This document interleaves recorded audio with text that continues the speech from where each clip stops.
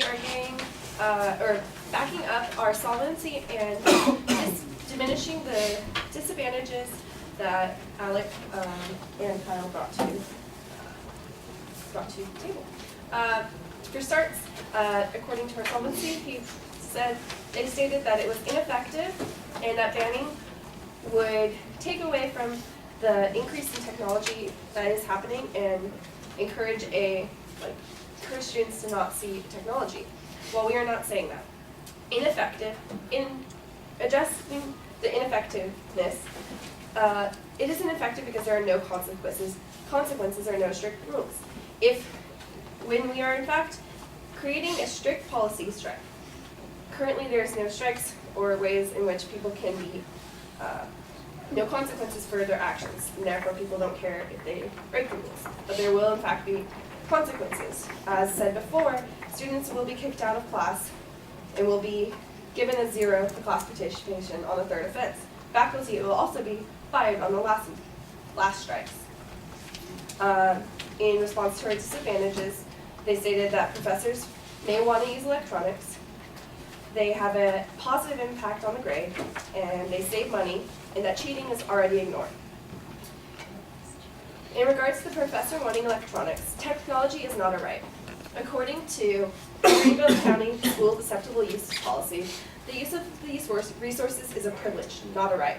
While these systems have the power to deliver a vast number of resources to classrooms and enhance education, their effectiveness depends on the responsible and ethical use by every individual.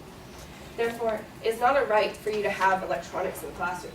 Teachers will know what they're signing into when they get the job. If they don't want to work without electronics, they can go somewhere else that doesn't have this ban. In regards to the positive impact that electronics have, I do not know how old my opponent's information is, but according to a 2015 Times release, students with a higher GPA use social media less frequently than those with a lower GPA, the study found. Students with a high GPA 3.0 or better did an average of 2.9 times per class. Did so on an average of 2.9 times per class. Those with a median GPA 2.0 to 2.99 use social media 3.0 times during a class, and those with a low GPA below 2.0 use social media 3.8 times during class. Therefore, you can see that the use of electronics does have a correlation to your grades. In regards to money being saved, you will not be saving very much money at all when you encourage students to be using cell phones. On average, according to Trends Ed, or according to Chowdy Amit, the average iPhone has jumped to $687. Requiring students to have that is a high fee for education. While already 97% of teachers have one or more computers located in the classroom.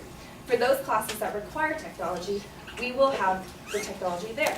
Like we said in our plan of action, that we are only banning electronics use in classrooms that don't need it. For labs and design courses that do need the electronics, there will be the electronics available and for use.